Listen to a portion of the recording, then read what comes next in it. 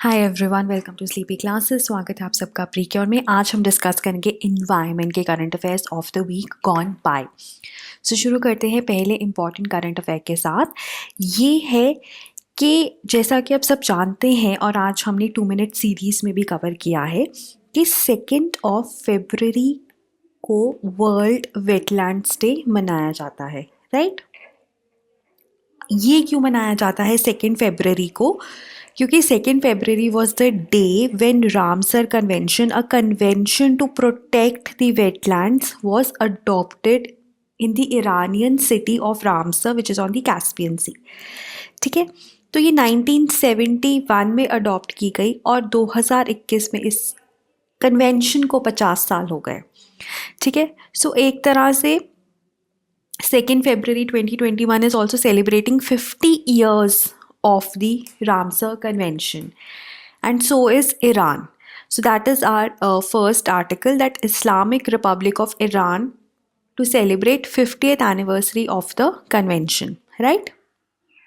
Now, in order to celebrate, they are hosting an international ceremony on the occasion of 50th anniversary of the Ramsar Convention on Wetlands.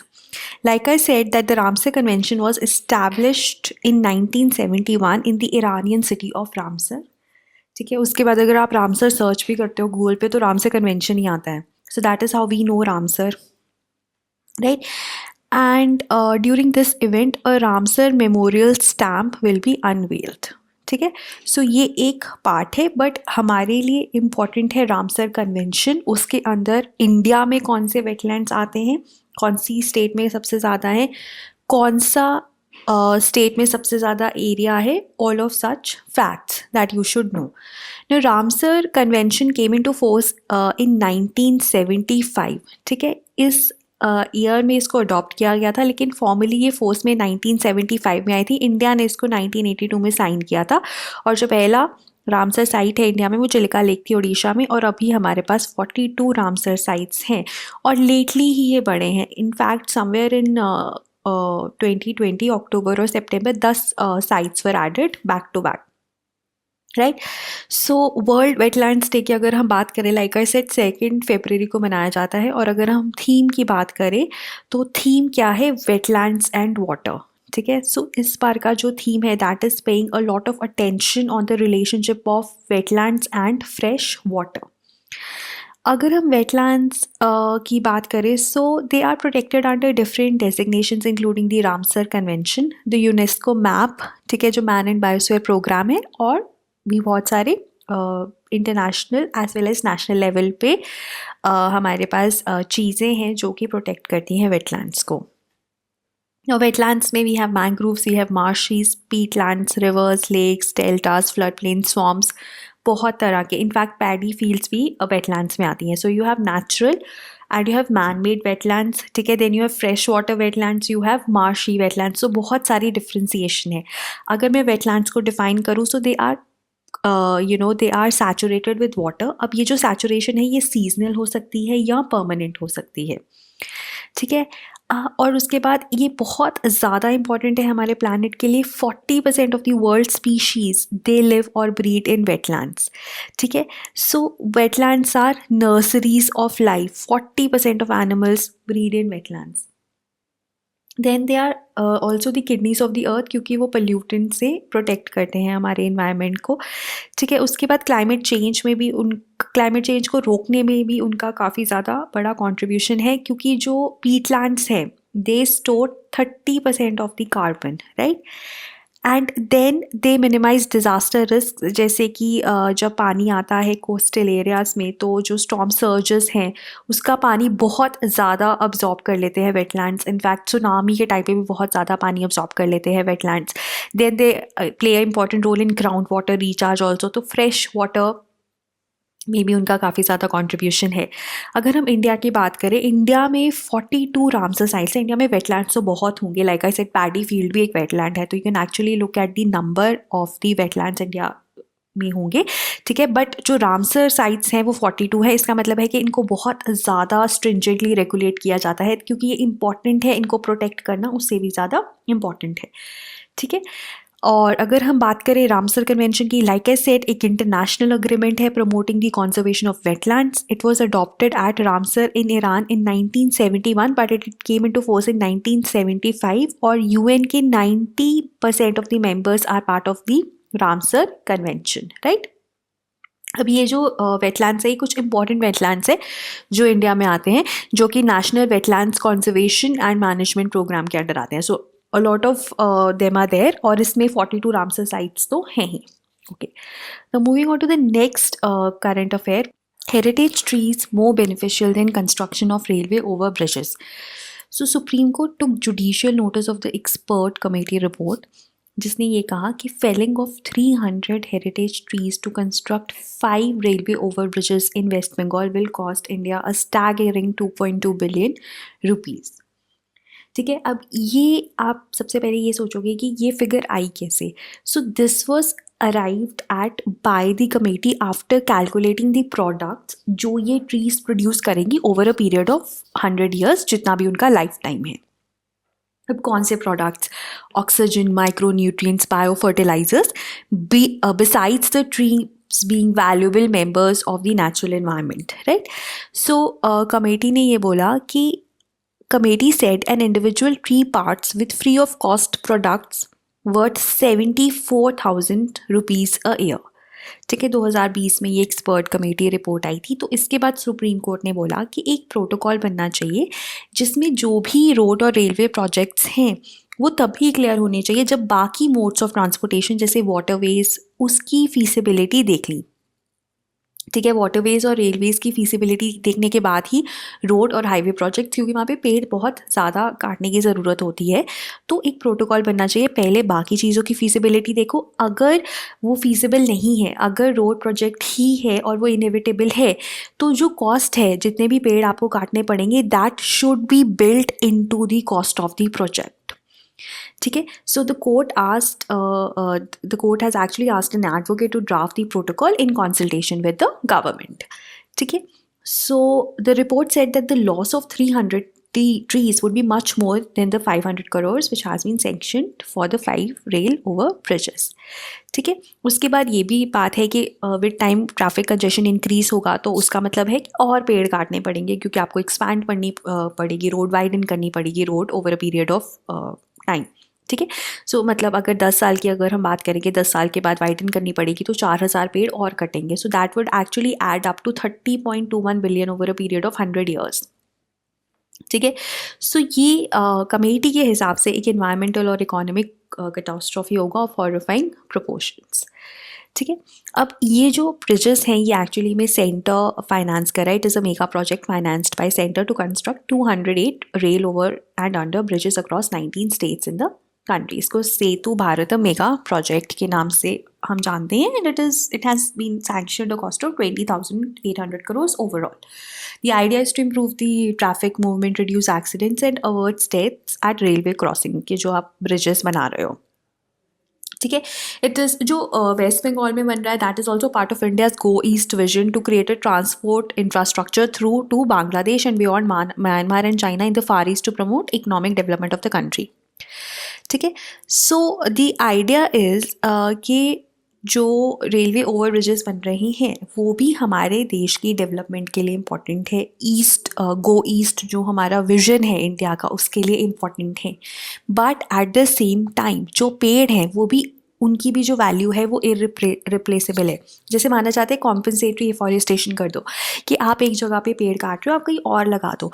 But अभी जो पेड़ है, full fledged पेड़ है, वो जो services provide कर रहा है आपको, क्या वो एक नया पेड़ कर पाएगा? है ना, उसको कितने साल लगेंगे, है ना, to come at the level of the full grown tree. So compensatory afforestation नहीं रिप्लेस कर सकती पेड़ों को of this value. Then the bench also rubbished the government circular that environment impact assessment need not to be done for road projects spanning under 100 kilometers. ठीक है, so अब बात वही है कि 100 किलोमीटर का रोड प्रोजेक्ट के एनवायरनमेंट को डिस्ट्रॉय नहीं करेगा, है ना. सो द पॉइंट इज, ये कुछ ऐसे पॉइंट्स हैं जो आप अपने एनवायरनमेंट इम्पैक्ट असेसमेंट मीन्स के आंसर में यूज़ कर सकते हो. ठीक है, डेवलपमेंट इम्पॉर्टेंट है या इन्वायरमेंट को प्रोटेक्ट करना, प्रिजर्व करना इम्पॉर्टेंट है, उस डिबेट में हम इसको यूज़ कर सकते हैं, right. Next is recently researchers ने एक स्नेक ईल की नई स्पीशीज डिस्कवर की है. Eel is a fish which looks like a snake. ठीक है. So it has been discovered from the ports of Paradip in Odisha and Petua Ghat Harbour in West Bengal along the Bay of Bengal. ठीक है. So उसी area में ये discover की गई है. जो जीनस है इस स्पीशीज़ का वो है सिर ही मुराइना. ठीक है. It is a part of Ophichthidae family of snake eels and its order is Anguilliformes. देखो इतने कॉम्प्लिकेटेड नाम याद करने की ज़रूरत नहीं है, स्पेशली अगर आप मेडिकल बैकग्राउंड से नहीं हो. It gets very tough, right. Okay. Now the researchers have found 6 specimens of new species from Paradip. ठीक है. तो जो ये स्पीशीज़ है इसके 6 नंबर मतलब 6 नंबर्स. ठीक है. 6 स्पेसिमेन आपको मिले हैं पैराडीप से और 2 मिले हैं पेटुआ घाट हार्बर से. एक अक्टूबर 2019 में मिला था और एक जनवरी 2020 में. अब साइंटिस्ट थे, उन्होंने कंक्लूड किया कि ये जो नई स्पीशीज़ है it belonged to same clade as सिरा मुरियाना चाइनेसिस. ठीक है. क्लेड का क्या मतलब है कि जो ये स्पीशीज़ है, देखो जीनस तो दोनों का सेम ही है ना, दोनों का जीनस सेम है, लेकिन ये जो चाइनेसिस स्पीशीज़ है और जो नई स्पीशीज़ हमें मिली है उनका जो इंसेस्टर है वो सेम है. They have a common ancestor but they differ morphologically, देखने में डिफर करते हैं, और जेनेटिकली जो उनका जेनेटिक मेकअप है उसमें डिफरेंस है. ठीक है. सो इस वजह से जो दोनों की स्पीशीज़ है वो अलग हो जाती है, लेकिन जीनस एक ही है. जो ये चाइनेसिस स्पीशीज़ है ना, ये एक ट्रॉपिकल मरीन ईल है जो कि चाइना और Papua New Guinea in the western Pacific ocean से आपको मेनली मिलती है. जो नई स्पीशीज़ है उसका नाम इन्होंने, जीनस तो सेम ही रहेगा, indica, because it has been discovered from India, और उसका जो कॉमन नेम है वो इंडियन फ्रिंज लिप ईल है. ठीक है. So what you need to remember is see the genus. ठीक है. जो इससे मिलती जुलती दूसरी स्पीशीज़ है, ठीक है, उनका क्लेड भी सेम है, उनका इंसेस्टर्स भी सेम है. ठीक है. लेकिन कुछ डिफरेंसेस हैं मॉर्फोलॉजिकली भी, मतलब अपीयरेंस में भी और जेनेटिकली भी, राइट. अब जब when fresh the colour of the dorsal side of the body, dorsal side होती है जो सन की तरफ होती है, सन की तरफ एक्सपोज्ड होती है, it was light brown and vertical was slightly pale. ठीक है. so fins are also pale brown and ये length है, again not that important for your exam. ठीक है. मतलब पूछने को UPSC can also ask this, but अगर हम ऐसे फैक्ट्स याद करने लग गए तो मतलब कुछ बचेगा ही नहीं, फिर बहुत ज़्यादा हो जाएगा. ओके. अब देखो इस जीनस के जो ये सिर ही मुरियाना जीनस है, इसमें 12 स्पीशीज़ हैं, but mostly Indo West Pacific में ही आपको मिलती हैं. इंडिया में सिर्फ एक ही स्पीशीज़ मिलती थी, प्ले फेराई. ठीक है. प्ले फेराई मिलती थी which is fringe lip snake eel that was reported from the Godavari estuarine system. अभी सी इंडिका भी डिस्कवर हुई है रिसेंटली. ठीक है. सो देर हैव बीन अभी रिसेंटली रिसर्चर्स ने और जो 8 स्पेसिमेंट्स आइडेंटिफाई किए हैं as a new species and they differ significantly from its congeners. ठीक है. They have been preserved in the zoological society of India, Gopalpur and Kolkata centres for further studies. उसके बाद अगर हम बात करें इस स्पीशीज़ की, सी इंडिका की, तो ये सेकेंड न्यू फिश स्पीशीज़ है जो कि उड़ीसा से डिस्कवर हुई है इन द लास्ट 2 years. 2018 में भी एक मोरे ईल की species was discovered from Odisha's Ganjam district. ठीक है. सो इसको ओडिशी मोरे नाम दिया गया, और अगर हम इसका साइंटिफिक नाम देखें तो Gymnothorax odishi, because it was first sighted in Odisha. ठीक है. उसके बाद इससे पहले सिर्फ एक ही इससे इस जीनस की एक मिश्राई स्पीशीज़ थी जो इंडिया से मिलती थी. अब मोरे ईल्स की बेसिकली 2 स्पीशीज़ मिलती हैं इस एरिया में. ठीक है. But there are 200 species of moray eels in India, but जो इंडियन स्पीशीज़ हैं वो 2 हैं. ठीक है.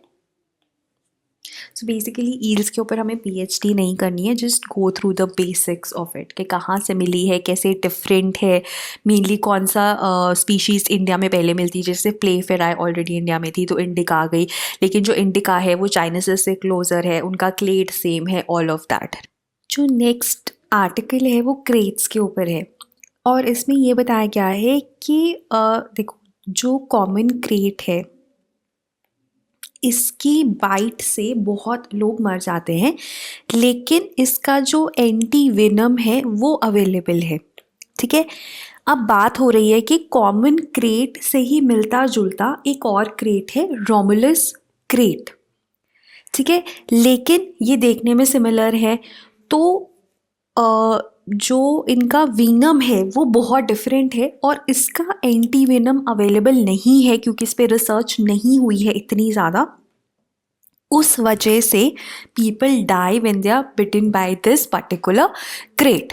सो इसमें ये बात हुई है कि एक रीसेंट स्टडी की गई ऑन क्रेट्स, ठीक है, which is a highly venomous species of snake, और उसमें ये पता चला कि इंडिया में जो स्नेक्स मिलते हैं उनकी जो वेनम है they have not been studied adequately, उस वजह से एंटी वेनम नहीं है उनका और उस वजह से people continue to die.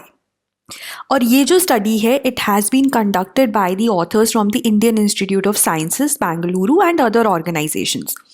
So they have discovered a new species of krait. अभी क्या था, अभी जब तक उन्होंने ये डिस्कवर नहीं किया था तो वो जो रोमुलस क्रेट था उसको नॉर्मल क्रेट, कॉमन क्रेट ही माना जाता था। It was consider to be common krait क्योंकि वो बहुत ही दोनों सिमिलर हैं देखने में, लेकिन जो उनका विनम है वो बहुत डिफरेंट है। मतलब कि अगर आपको common krait, you been bitten by common krait, तो विनम विल नॉट विनम जो sorry if you have been bitten by Romulus krait, so the venom of anti venom of common krait will not work and the person will die. Right, now this Romulus krait जो इसका नाम है, अगर हम इसका genus देखें, so it is Bungarus romulusi, which has been named after the veteran herpetologist and the founder of the Madras Crocodile Bank, Romulus Whittaker. ठीक है, अब इसको ना पहले common crate which is Bungarus ceruleus के सिमिलर ही माना जाता था। और ये जो क्रेट है, दोनों क्रेट हैं, ये मॉर्फोलॉजिकली काफ़ी सिमिलर हैं, मतलब देखने में काफ़ी सिमिलर है, लेकिन वेनम में इनकी काफ़ी ज़्यादा वेरिएशन है। तो बेसिकली जो रोमुलस क्रेट है इसको भी अपना एक स्पेसिफिक एंटी वेनम चाहिए। ठीक है, now India is home to over 300 species of snakes, जिससे लेकिन सिर्फ उसमें से 60 are capable of causing harm to humans and over 58,000 people every year die in India. ठीक है, and 3 times the number, 3 times 58,000 suffer permanent disabilities. ठीक है, in fact WHO भी स्नेक बाइट्स को निगलेक्टेड ट्रॉपिकल डिजीजेस की कैटेगरी में ही डालता है। देखो, जो इंडिया में एंटी वेनम है ना, वो 4 स्नेक्स जिनको बिग 4 भी माना जाता है, एक उसमें spectacled cobra, common crate, Russell's wiper and saw scaled viper. तो इन्हीं 4 के खिलाफ जो एंटी वेनम है वो इंडिया में प्रोड्यूस किया जाता है। और कॉमन क्रेट जो है that is potentially toxic and it shares a distribution range with many other phenotypically similar crates। मतलब ये देखने में वो सिमिलर हैं लेकिन उनका वेनम डिफरेंट है। ठीक है, सो जो स्पेसिफिक स्नेक बाइट ट्रीटमेंट है इंडिया में वो सिर्फ कॉमन क्रेट के लिए ही अवेलेबल है। सो अब क्योंकि ये स्नेक स्पीशीज़ की मिस आइडेंटिफिकेशन होती है क्योंकि मॉर्फोलॉजिकली दे आर सिमिलर, तो स्नेक बाइट थेरेपी की इफेक्टिवनेस ऑब्वियसली रिड्यूस हो जाती है। सो द आइडिया इज़ कि अभी हमें क्या करना चाहिए, हमें डिफरेंट एरियाज़ में, डिफरेंट जोग्राफिकल लोकेशंस में जो स्पीशीज़ है उनको स्टडी करना चाहिए, उनके वेनम को स्टडी करना चाहिए, and we should come with informed solutions to address the snake bite crisis in India. ठीक है, सो बेसिकली जो रिसर्चर्स हैं they need to examine all the venoms of all the localise kraits in India. ठीक है, ताकि वो समझ पाएँ और एक स्नेक बाइट ट्रीटमेंट आ सके जो कि इफ़ेक्टिव हो। जो रोमुलस क्रेट है वो कर्नाटका में डिस्कवर हुआ था and it was hidden in plain sight, क्योंकि नॉर्मली लोगों को लगता था कि वो कॉमन क्रेट ही है। ठीक है, then the team also found certain kraits in Maharashtra that were misidentified as Wall Sind krait and they were actually found to be sin crate। ठीक है, so the idea is कि जो मतलब the point I am trying to make here is कि जो snakes है ना they look very similar। ठीक है, जो रोमुलस क्रेट है वो कॉमन क्रेट जैसा ही दिखता है, लेकिन उनका जो वेनम है वो डिफरेंट है, बॉडी को डिफरेंट तरह से इफेक्ट करता है, तो उनकी एंटी वेनम भी डिफरेंट होना चाहिए। तो ये जो स्टडी है ये कह रही है कि हमें जाकर जितने भी जोग्राफिकल लोकेशंस हैं जहाँ पे स्नेक्स कॉमनली मिलते हैं वहाँ पे जाके उनको स्टडी करना चाहिए, उनके वेनम को स्टडी करना चाहिए और स्नेक बाइट का एक इफेक्टिव ट्रीटमेंट लेके आना चाहिए ताकि लोग मरने बंद हो जाएं। राइट। सो जो कॉमन क्रेट का जो एंटी वेनम है that was ineffective on the cryptic kraits. ठीक है। सो अब ये जो स्टडी है it will help, hopefully help कि जो पॉलिसी डिसीजंस है उसमें चेंजेस होंगे and we can manufacture a highly effective anti venom to save the lives of unfortunate bite victims. जो सरकार है गवर्नमेंट डेटा के हिसाब से 700 से 2000 लोग मरते हैं, लेकिन like I said 58,000 people die every year due to snake bites. और एक बार एंटी वेनम बन जाएगा then we also have to take it to the grass root level के जितने भी प्राइमरी हेल्थ केयर सेंटर्स हैं सब जगह वो अवेलेबल हो। स्नेक बाइट को कैसे ट्रीट करना है, जो डॉक्टर्स हैं they must be trained for that, right. Okay, now moving on to the next article. Next is only 2.8% of plantation target has been achieved under Green India Mission according to Economic Survey. ठीक है। अब देखो जो green India mission है वो 8 missions में से एक है under national action plan on climate change. ठीक है। अब देखो ग्रीन इंडिया मिशन ना 2012 में लॉन्च होना था लेकिन 2015 में लॉन्च हुआ because of the lack of funds. और अभी भी 2018 की पार्लियामेंट्री कमेटी ने ये बताया है कि ये जो स्कीम है ये ग्रॉसली अंडर फंडेड है। आइडिया क्या है कि फॉरेस्ट और ट्री कवर को इंक्रीज़ करना है ऑन 5 मिलियन हेक्टेयर्स। ठीक है। और forest and non forest land, ठीक है, कि वहाँ पे आपको पेड़ लगाने हैं। और जो 5 मिलियन हेक्टेयर एरिया है वहाँ पे जो क्वालिटी ऑफ फॉरेस्ट कवर है उसको और ज़्यादा बेटर करना है। तो एक तो इंक्रीज़ करना है फॉरेस्ट ट्री कवर, और जहाँ पे ऑलरेडी फॉरेस्ट कवर है उसकी क्वालिटी को इंक्रीज़ करना है as per green India mission. ठीक है। 2015 में लॉन्च हुआ था, 10 साल की स्कीम है, लेकिन अभी तक, ठीक है, 2021 आ गया, सिर्फ 2.8%, 5 मिलियन हेक्टेयर पे पेड़ लगाने थे, सिर्फ 0.14 मिलियन हेक्टेयर पे अभी तक पेड़ लगे हैं। ठीक है। सो ये काफ़ी ज़्यादा एक तरह से डिस्टर्बिंग न्यूज़ है। और उसके बाद एक तो अंडर फंडेड है, ठीक है, उसके बाद इसने अपने टारगेट्स मिस किए हैं जितने भी फाइनेंशियल ईयर्स हैं अभी तक। उसके बाद जो एफॉरेस्टेशन हुई भी है ना उसमें सिर्फ पेड़ों का नंबर इंक्रीज करने की बात की गई है without considering the soil and weather conditions. जैसे कि यूकेलिप्टस जैसे पेड़ लगा दिए गए। ठीक है। यूकेलिप्टस पेड़ जो है वो काफ़ी ज़्यादा पानी अब्जॉर्ब करता है, so it actually increases the problems, the environmental problems rather than solving it. So planting of unsuitable trees में cause drought, it may prevent the biodiversity in the regions. ठीक है। सो आपको प्लांटेशंस नहीं लगानी है, आपको जो पेड़ लगाने हैं, आपको फॉरेस्ट और ट्री कवर इंक्रीज करना है सो दैट जो ये फॉरेस्ट या ट्री कवर हो ये बायोडाइवर्सिटी को भी सपोर्ट करे, इन्वायरमेंटल प्रॉब्लम्स को कम करे रादर देन बढ़ाने की बजाय। ठीक है। So it was introduced with the aim to protect, restore and enhance India's forest cover, but it has obviously मतलब एक तो जो पेड़ लगाए हैं वो बहुत ही कम एरिया में लगाए हैं और उसके ऊपर उनको कंसिडर नहीं किया गया according to the geographical conditions, according to the weather. ठीक है। So we need to have a holistic view on greening and focusing on multiple ecosystem services along with carbon sequestration and emission reduction as co benefits. ठीक है। उन चीज़ों पे भी हमें ध्यान देना है कि कार्बन सीक्वेस्ट्रेशन हो, एमिशन रिडक्शन हो, बिकॉज जो हमारे INDCs हैं, जो हमारे नेशनल डिटरमाइंड कॉन्ट्रीब्यूशंस हैं कि हमने ग्रीन कवर इंक्रीज़ करना है, हमने कार्बन सीक्वेस्ट्रेशन इंक्रीज़ करनी है, हमने वो भी अचीव करनी है। Yes, so that is why this Green India mission is very, very important for us. Next is Tamil Nadu to get its 5th tiger reserve. So Tamil Nadu में already 4 tiger reserves हैं. India में total 50 tiger reserves हैं, जिसमें से 4 तमिलनाडु में हैं. अब तमिलनाडु के पास 5th tiger reserve होगा तो इंडिया में 5 हो जाएंगे. अब ये जो टाइगर रिजर्व है it will encompass 1 lakh hectare of land that falls under the Megamalai wildlife sanctuary and Srivilliputhur grizzled squirrel wildlife sanctuary. ठीक है। और उसके अलावा जो ये टाइगर रिजर्व होगा it will also act as a buffer for Kerala's Periyar reserve tiger reserve. ठीक है। सो बेसिकली केरला का जो पेरियार है उसके साथ ये कनेक्टेड है।